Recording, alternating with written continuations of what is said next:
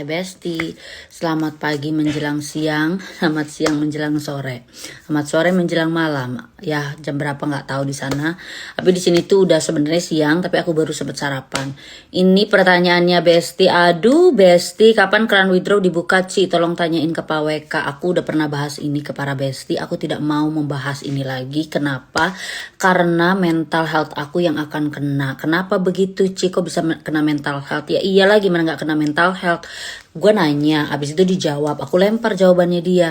Nggak taunya jawabannya tidak sesuai yang dia omongin, atau meleset, atau nggak jadi kenyataan. Apa nggak aku yang jadi bulan-bulanan? Nggak mau, aku nggak mau membahas ini lagi. Tolong para Besti juga mengerti dan memahami kapasitasku di sini sama kayak kamu, member juga, ya. Ci udah WD lagi belum? Yang WD terakhir itu yang aku share ke Besti, dan itu yang pertama kali dibuka WD setelah sekian bulan.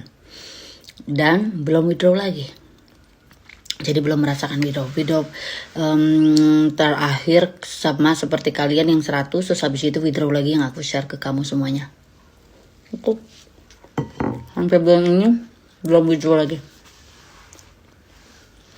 No withdraw. Aku sempat tanya, karena kan harusnya yang luar negeri dibuka katanya ya, USDT ya. Tapi nanti aja. Tapi kayaknya Indonesia duluan malah.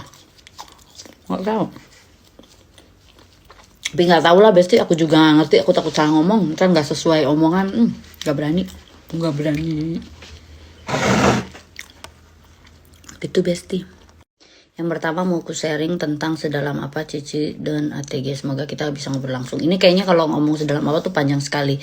First of all, aku sama Besti statusnya sama-sama member. Aku nggak tahu Pak WK nggak tahu aku juga. Sama kayak kalian, Pak WK juga nggak kenal kamu juga nggak kenal Pak WK. Tapi waktu seiring berjalannya waktu pertama kali ada dia yang lain di freeze, dia enggak. Nah aku kasih support.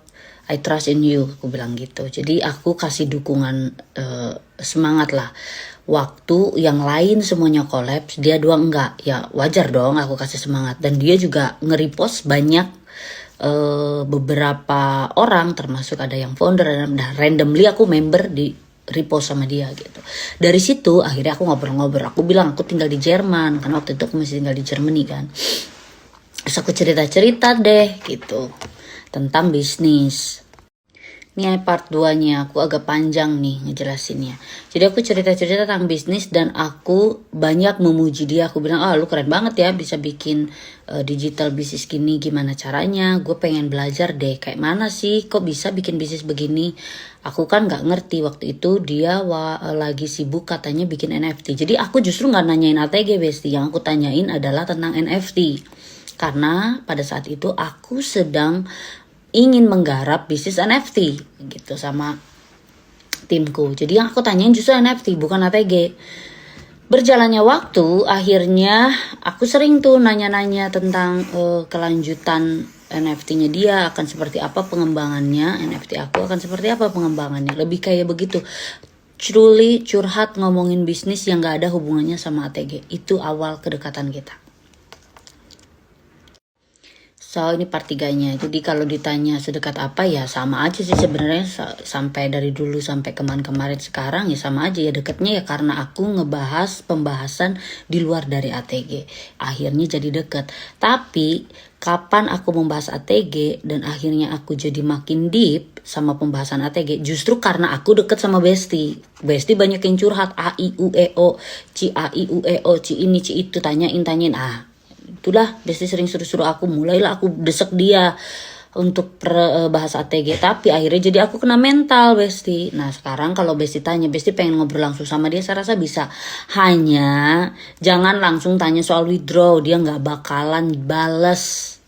Jadi bahas withdrawnya nanti udah deket, udah ngobrol dalam. Nah Besti baca tahu, lihat ancang-ancang, kira-kira gue coba ambil duit gue gak ya gitu. Nah makanya saat ini aku udah gak mau bahas lagi soal Ateng. Cici lagi susah mikirin anak sakit, masih mau ya sharing kesusahan orang berkat Tuhan. Amin. Kasih Besti. Anak aku kebetulan lagi pada tidur karena habis dikasih obat. Jadi aku punya waktu sekitar 30 menit. Jadi masih bisa bercengkrama dengan kalian.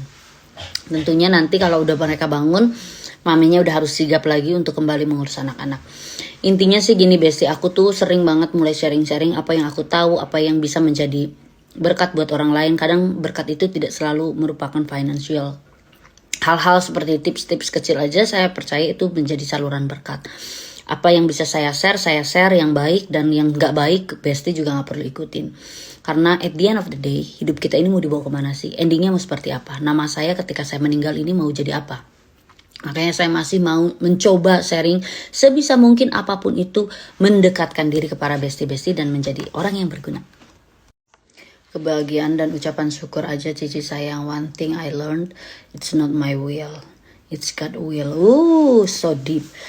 God will itu susah banget, ngomongnya gampang ya Besti ya gak sih? Tapi menjalaninya susah karena we have our own thoughts, our opinion. Tapi ternyata kalau God will itu we have to live what we believe, we think that is good for us.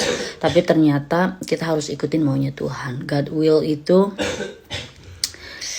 kita nurut sesuai dengan kehendaknya Tuhan. Kalau Tuhan bilang diem, diem loh situ, diem gitu. Nah itu tuh agak susah menentang karena kita biasanya ingin melakukan sesuatu untuk terjadinya perubahan. Tapi kalau Tuhan bilang nggak bisa, perubahan itu terjadi kalau aku yang izinkan. Waduh, itu berat sekali. Ini pembahasan ini tuh aku bisa panjang banget karena ini dalam sekali pembahasannya. Ini aku cerita lagi mengenai kebahagiaan dan ucapan syukur ya. Ketika kita lagi senang, mengucap syukur itu gampang banget. Ketika kita lagi susah, terus kita bilang alhamdulillah, puji Tuhan, Tuhan baik, itu gak gampang. Apalagi kita lagi di tengah badai, di tengah banyak pencobaan. Tapi hal-hal yang justru membuat Tuhan suka dan menyenangkan hati Tuhan adalah ketika kita tidak bisa. Jadi ketika kita memberi segalanya untuk Tuhan, tapi ketika kita nggak punya apa-apa. Yang Tuhan harapkan kan bukan kita memberi sesuatu ke orang lain, tapi memberi ucapan syukur terhadap dirinya, sekalipun keadaan kita lagi nggak baik-baik saja. Itu yang aku belajar selama hidupku, and then perjalanannya itu jadi lebih gampang dan mudah, dan di sayanya juga lebih enak gitu.